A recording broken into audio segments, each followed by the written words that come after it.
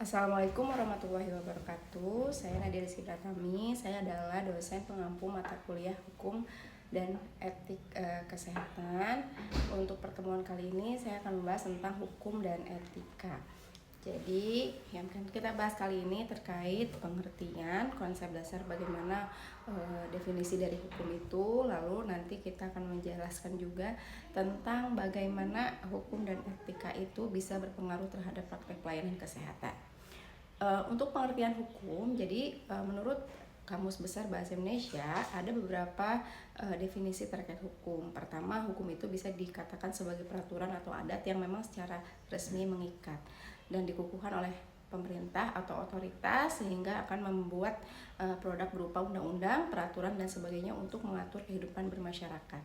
Jadi, hukum itu bisa disebutkan sebagai peraturan atau tata cara yang dibentuk dalam sebuah peraturan yang sifatnya itu memaksa dan dibuat oleh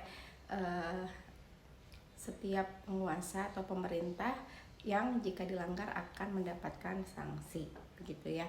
Jadi hukum merupakan peraturan-peraturan hidup di dalam masyarakat yang memang harus gitu ya memaksa setiap orang atau setiap masyarakat di daerah tertentu yang menyepakatinya untuk bisa mentaati tata tertib dalam masyarakat serta memberikan sanksi yang tegas jika memang masyarakat tersebut melanggar dan kepada siapapun yang memang tidak bisa mentaatinya.